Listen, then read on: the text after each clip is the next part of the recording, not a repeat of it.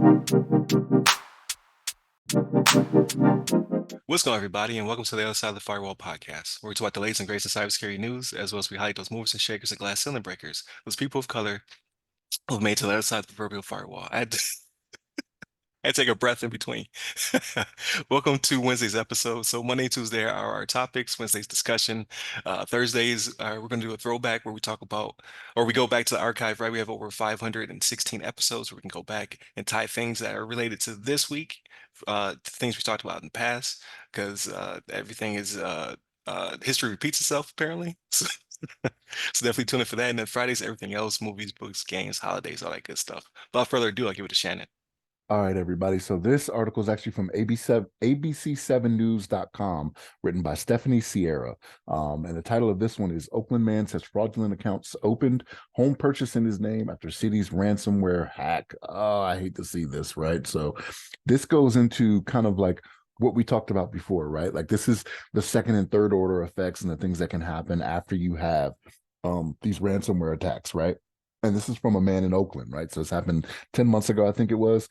And so this guy says on the credit report, there's credit cards that should have been closed that now open with balances of $17,000 and $30,000, right? So his big gripe with the city of Oakland is that he wasn't notified in a timely fashion, I guess you could say, right, when this all went down. So he was kind of none the wiser, but he started having different things happen to him, right? So he started getting like those emails and those calls about things, about refinancing. Was it refinancing? I think is what it was. And then some other stuff. And then he started having stuff on his credit credit cards that should have been closed that were now open with balances. And like I said, $17,000 and $30,000. Like that's a lot, you know what I mean, to have in credit for something you're not even tracking, right? But again, he says he has no idea how many accounts have been opened in his name, right? Is what he's telling the ABC7 News team as they do an investigation on this. And actually, they're the ones that kind of notified him that, hey, all this stuff was going on. But again, like even though he was getting indications that stuff was going on, it just seems like he just may not have been savvy enough to kind of combat this, right? So like different things you can do, like you can put a lock on your social security number, right? To where if anybody runs anything for your social security number, you get a notification for it. So like things like that, right? Your life locks, right? And I know we joke about life lock on here a lot, right? Like it's one of those anytime anything happens, like, oh, you're getting life lock, right? But like it is a useful tool, right, in preventing things like this from happening. It's just that it's offered all the time because this happens way easier than it should, right? And some of the stuff that happened for this guy was a little weird, right? So like he was getting like bills for his water and sewage that were like $2,000 that were from all the way across the country. So this guy's in Oakland and this was happening somewhere in the New England area, right?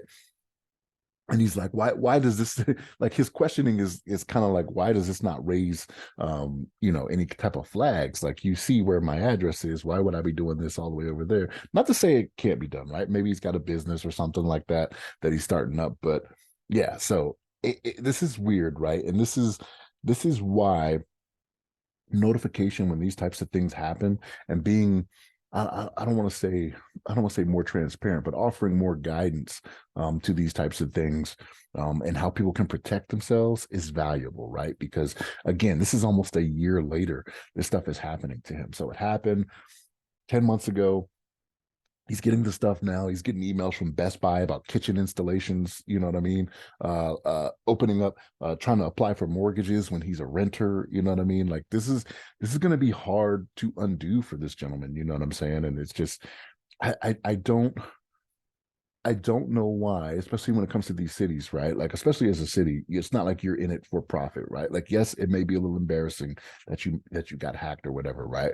But what it's going to lead to is instances like this where people are going to start suing the city. This is what's going to happen. They're going to be like, you did not notify us in a timely manner. And we talk about this all the time, like putting time frames whenever these types of things happen. And the government is working towards that. You know what I mean? They're like, hey, especially when it comes to like utilities and things like that, things that affect the constituents for people that have voted these people in the office. You know what I mean? This is what you're supposed to be doing to protect them. But this guy's going to have a hard trail ahead of him. I should say a path ahead of him dealing with this, right? So this guy, I feel for him, but and I don't want to victim blame here either, right? But there should have been other things he thought about when this was happening as well, right? And maybe he just didn't know. Right, maybe he just didn't know. So, like I was talking about with like the social security number lock, right? When you start getting emails and things like this, don't just write them off as that's weird. You know what I mean? Like in this day and age, it seems like anybody watching any type of news or on any type of social media sees these types of things happen, and they should be doing something about it. You know what I mean? But even the mayor of Oakland was kind of he didn't give a straight answer. So when this they call themselves the I team, the ABC 7 News team is the I team. I guess that's investigation team. The Oakland mayor Sheng Thao. They asked him about the thousands of people that are impacted by the breach, and they said he didn't get a straight answer at the time. And again, I realize the look of this, right? Like it's not a good look for whatever reasons, but this is what you learn from, and this is why you should notify people that these things are going on. Because again, like if you are worried about keeping your job, wouldn't it be better that you just outright with them and say, hey, this is what happens. I'm going to fix this. I'm going to try to do right by you for this. We're going to do better. But yeah, this guy's got he's got a path ahead of him to try to undo this, because trying to convince some of these people that are what do you call them? You're a debtor, like the people you owe the money to, right? Like I don't know, Right. like trying to convince them it wasn't you, like they ain't trying to hear it, right? Like, hey, you got 17 and 30,000.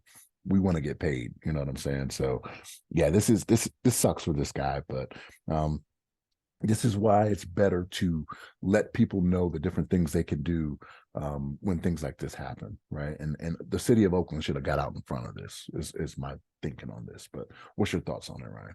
Yeah, he's gonna have to lawyer up. He probably already has, right? It's probably already gonna be a suit of some sort because he's gonna need the funds to to not only pay people to help him expunge this from his credit, but also maybe pay some of this stuff. I don't know, to be honest with you.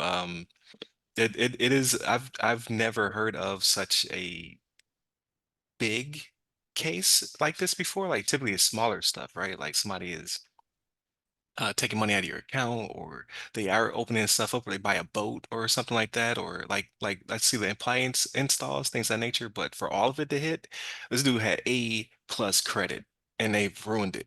You know what I mean? Like it's a shame.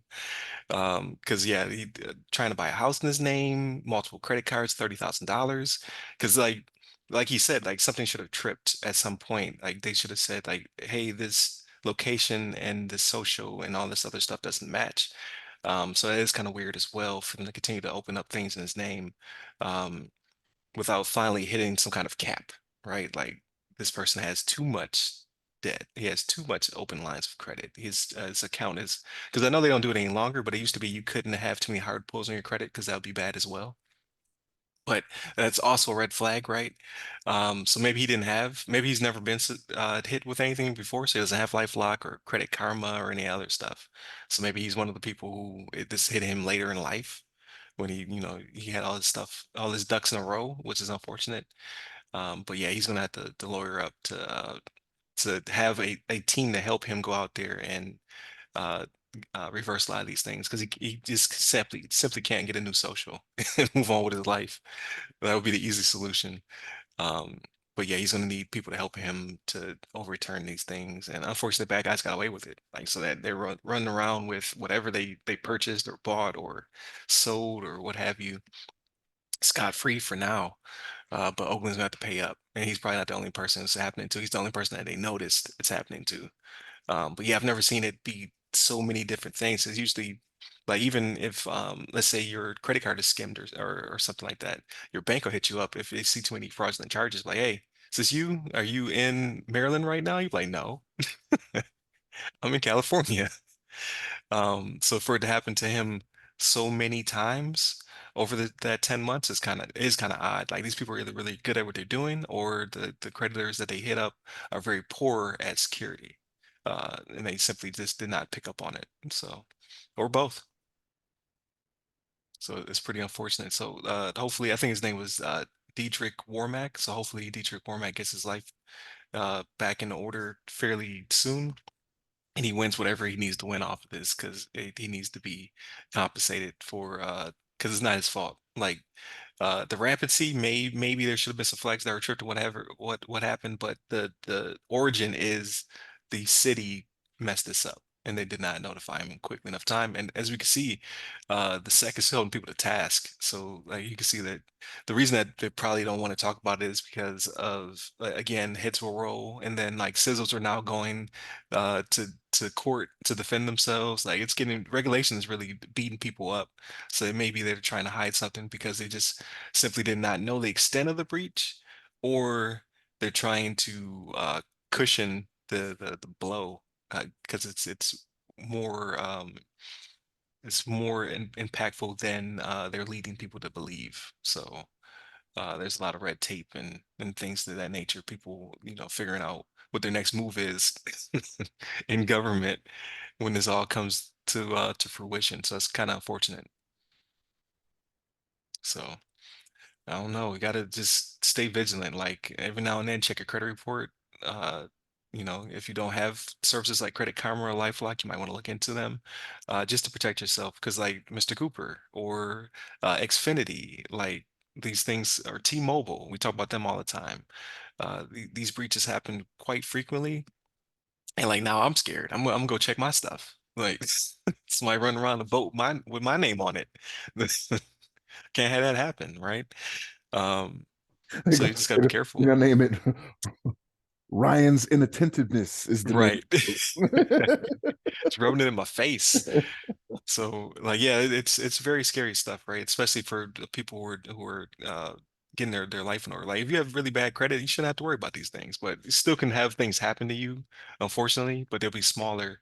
But for people out there who are, who have a home or who are trying to get a home, like something like this could be devastating. Because now it's going to mess you up for years, right? They're going to say, "Hey, I would like to, finally purchase my home, live the American dream or whatever," and then they're like, "No, you already have two houses." You're like, "What? Two?" So you just have to be careful. Everybody should be monitoring their credit and what have you, and nobody's exempt, right? You could be a cybersecurity expert and they can still get you indirectly by whatever means. Like someone else has your data and then they lose it, and then now you're in this mess. So more power to you, Dietrich Wormack. Good luck out there, and then hopefully everybody else in Oakland who's been impacted by this, who doesn't know yet, will quickly find out, so that way get their stuff in order as well.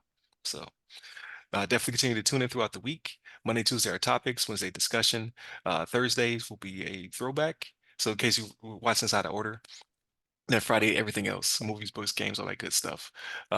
Hit up all the websites that go by our name. You can meet me personally. I'm at RyRy Security Guy. That's RYRY Security Guy. You can find me on LinkedIn, Clubhouse, Twitter, and Threads. Stay safe, stay secure. Happy New Year.